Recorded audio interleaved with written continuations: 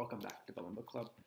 Today we continue with the bare bones of the Buddha's teaching, and we will transition into a deeper spot of the first step on the Eightfold Path, which we're calling right understanding, and that is the 12 Nidanas, or dependent origination. And we discuss this because all things are impermanent and they depend on something else for their temporary coming into and leaving existence. So sort of an overview of chapter 7 that we're covering today. In the dawn of his illumination, the Buddha saw that the world that we live in is a world governed by mechanical and personal processes, where one thing is dependent on another and another, where our thoughts, feelings, actions do not rise spontaneously, depend on a preceding cause, the Buddha observed.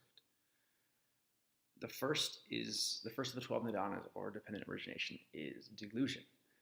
And it's an odd thing to approach, sort of to speak about delusion is to assume that we are not deluded about the delusion, which is not always the case.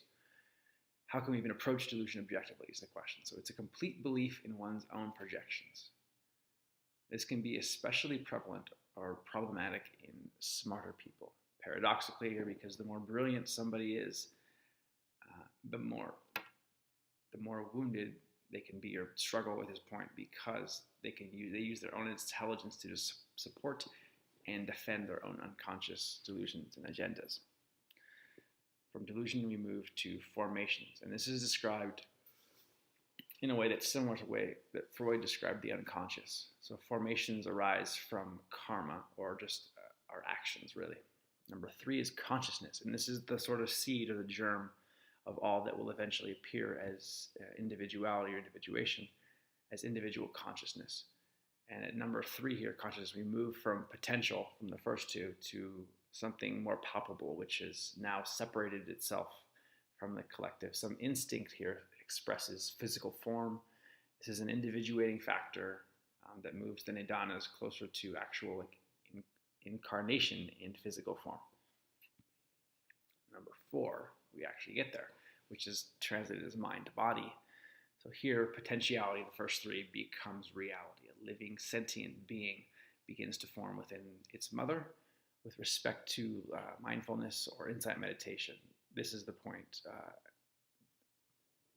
And that which is able to see, or the who is able to see mind and body as 2 separate processes, has begun the journey of awakening. Number 5 are the 6 senses. And the image here is that if mind-body from number 4 is like a rover that we sent to Mars, the 6 senses are the means by which that rover or craft collects sensory information. And those are the 5 senses: seeing, hearing, smelling, tasting, touching, plus the mind. So we move from number 5 to number 6, which is contact. And that there has to be a connection between those 6 senses I just spoke about, sense consciousness and the object. So contact usually yields one of 3 possible personality types. And this is really interesting, is that greed, aversion, or delusion. So greed is the wanting to cling, aversion is wanting to push away, and delusion is neutrality. Number 7 is feeling/sensation. Contact that we just spoke about conditions feeling. We separate here the physical contact from the positive or negative sensation, which is to say, imagine how the exact same sensory input, physical, whatever that would be, can result in different experiences. That would be like a stranger on a subway, like brushing into you when you're agitated, versus like the touch of a loved one. It could be the exact same like physical input is interpreted vastly differently. Number 8 says that feeling conditions craving. So craving, we already spoke about that in the Four Noble Truths. And we can add here a note about equanimity, actually. Equanimity can break the chain between feeling tone and craving. Let the feeling tone be, or the feeling sensation be.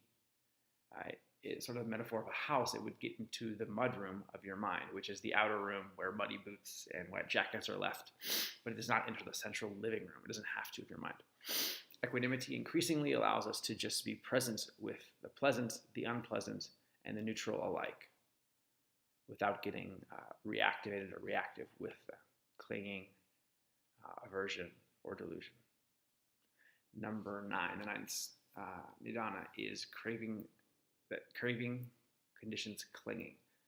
So craving puts the object within close reach of us, but clinging is the grasp or the attachment.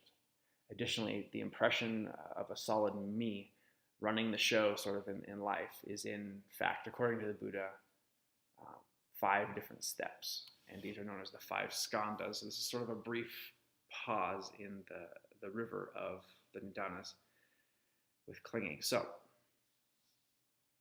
together these form this illusion of me experiencing a that or a this.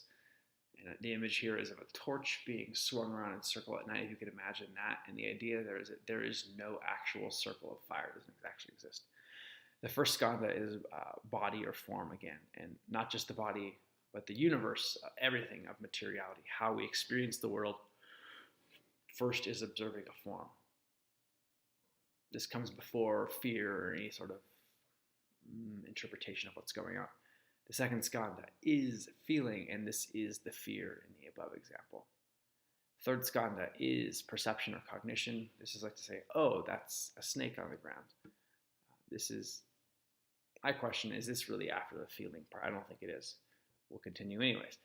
There's a memory aspect here, as we normally just recall what we've experienced or categories we've developed in the past or previous experiences. Fourth skandha are our mental formations. This can also be translated as fabrication, which is interesting. This is where we create stories about our experiences. It's not all delusion, though. So we can substitute metta here for hatred and greed, which is loving kindness, and that intention for hatred and greed, for example. The fifth and final skandha is consciousness. And here we can think of consciousness as personal human consciousness with our unique stamp or our personal story on it. Here, feelings, perceptions, and mental perceptions. The other skandhas are experienced as personal. So what all of these skandhas show is that there's no ego there involved at all. It's just these processes happening. There's no self inside. Here we see that there's nothing to cling to, and in realizing this, we enter into the realm of what they call adulthood, which is nice. The final 3 nidanas, 10 through 12, which classically deal with future lives, whereas like the first 3 were sort of pre-individuation or pre-this life. Middle part would be this life. This sort of classically deals with the future. And here, Dr. Bird, the author, says that one might argue that early Buddhist scholars grafted reincarnation onto the Buddha's logical analysis of the events leading to suffering, which is really an interesting claim that's outside the scope of this quick book. But the claim here is to say that the Buddha did not necessarily believe in or have a part of the essential part of his teaching that there be reincarnation in future lives. All of that.